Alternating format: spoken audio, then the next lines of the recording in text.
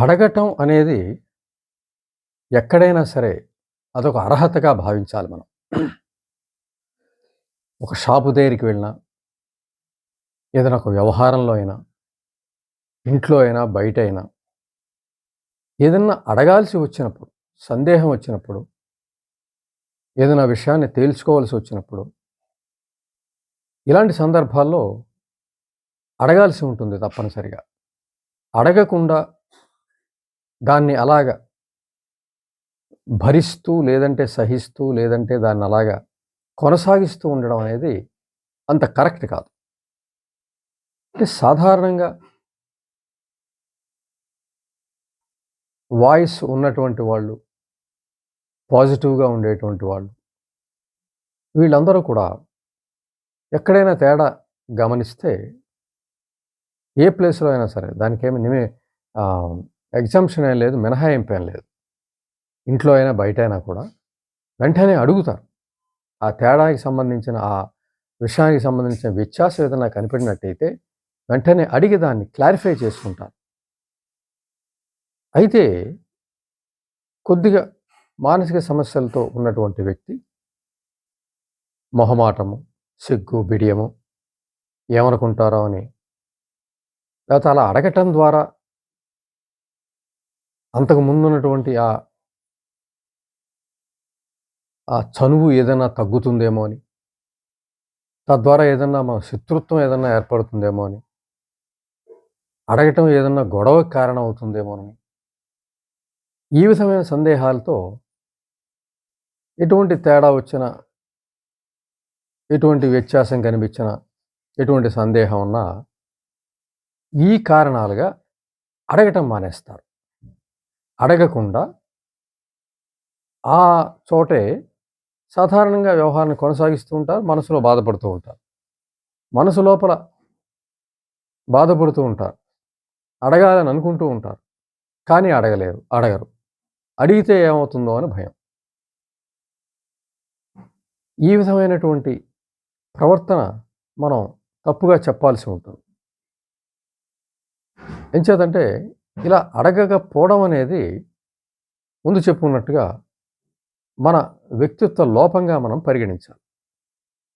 మన వ్యక్తిత్వ లోపం వలన అంటే వ్యక్తిత్వ లోపం అంటే మన అడిగితే ఏమనుకుంటారోనని మొహమాటము, సిగ్గు, బిడియము, సందేహము.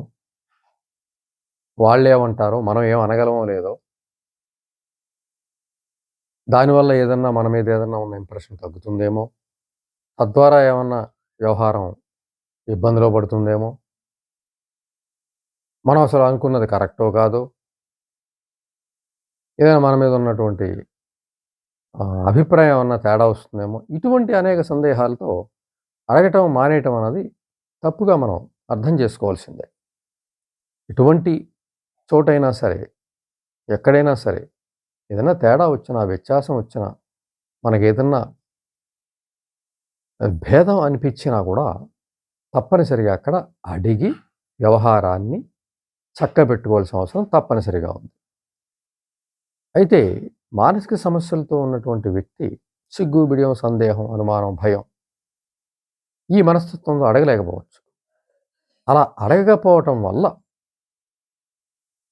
వారి వ్యక్తిత్వ లోపం బయట పెట్టుకున్నట్టే అవుతుంది. అలా అడగకపోవడం వల్ల అవతల వ్యక్తి తప్పనిసరిగా యువతల వ్యక్తిని తక్కువగా అంచనా వేసే అవకాశం ఉంది. ఎటువంటి తేడా వచ్చినా ఏమి అడగరు. మనం ఏం చేసినా నోరెత్తరు. అమాయకులు, లేదంటే మొహమాటస్తులు. ఇటువంటి ఒక అల్పభావం ఏర్పడడం అనేది తప్పనిసరిగా జరుగుతుందక్కడ. మనం ఏదైతే మొదటి తేడాని గమనించి కూడా మొహమాటంతో అడగలేకపోతామో, అవి మరిన్ని తేడాలుగా మారి మరిన్ని బాధాకరమైన సన్నివేశాలు ఏర్పడడం మనం చూస్తాం. అడుగుతారు అంటే అవతలోళ్ళ ముందు కొద్దిగా జాగ్రత్త పడతారు. ప్రశ్నిస్తాడు, అడుగుతాడు. కాబట్టి మనం తేడా విషయంలో జాగ్రత్తగా ఉండాలి అనే అభిప్రాయం వాళ్ళకి వస్తుంది. అడగరు అన్న వ్యక్తి దగ్గర అదే అడగరు కాబట్టి ఇంకా ఆ విషయం ఆలోచించరు. వాళ్ళకి ఎలా కావాలంటే అలా ప్రవర్తించడం జరుగుతూ ఉంటుంది. అంటే ఈ సందేహాలు, అనుమానాలు ఇవన్నీ కూడా నివృత్తి కాకుండా ఉండిపోతాయి. తద్వారా వ్యక్తిత్వ లోపం స్పష్టంగా కనబడుతూ ఉంటుంది. ఈ రకమైన మనస్తత్వం తప్పనిసరిగా వ్యక్తిని అవతల వ్యక్తికి లోకువ చేయటం, తక్కువ చేయడం జరుగుతుంది. యువతల వ్యక్తికి అది బాధాకరంగా మారుతూ ఉంటుంది. నిత్యం బాధపడుతూ ఉంటారు.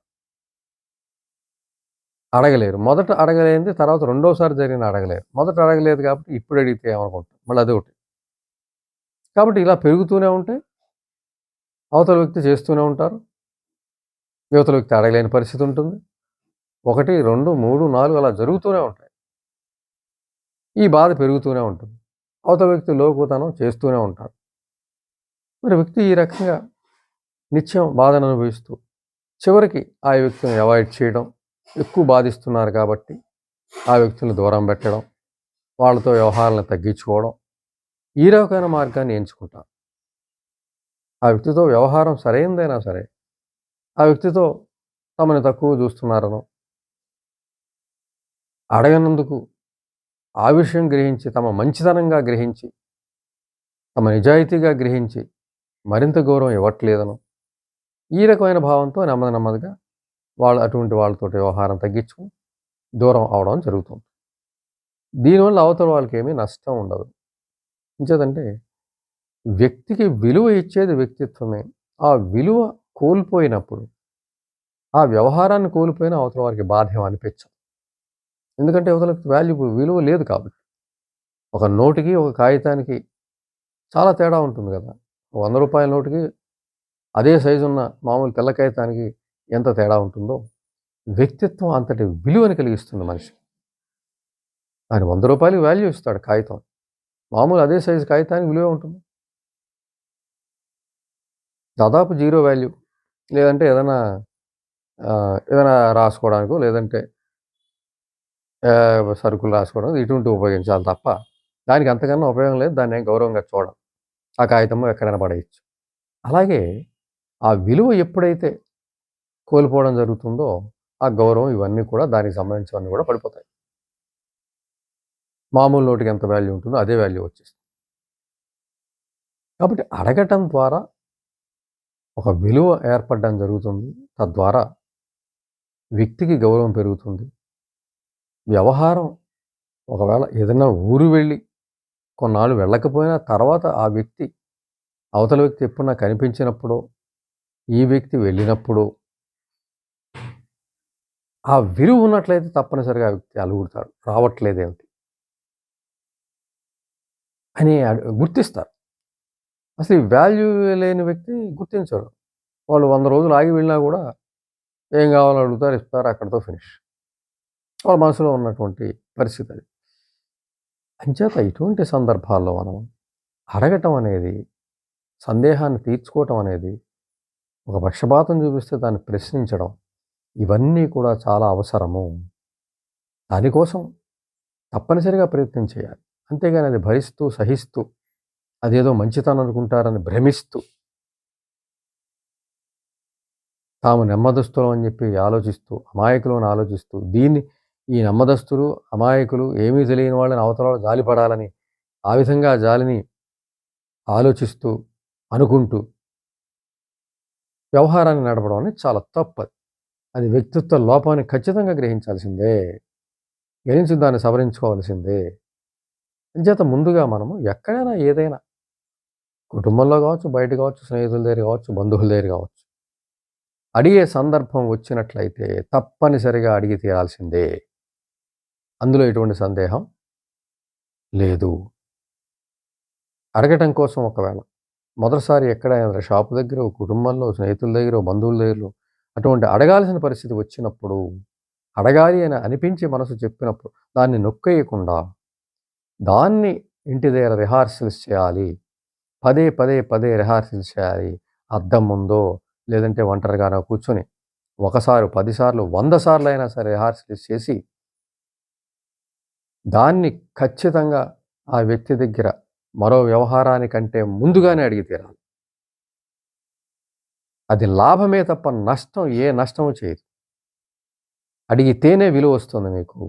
అడగకపోతే తెల్ల కాగితంగా ఉండే పరిస్థితి. అడిగితే రూ. 100 నోటుకున్న విలువ వచ్చే పరిస్థితి. ఒక నోటికున్న విలువ వచ్చే పరిస్థితి. ఏది కావాలి అంటే వాల్యూయే కావాలి కదా! కాబట్టి తప్పనిసరిగా అడగటమే అన్ని విధాలా లాభము. అది మన వ్యక్తిత్వము.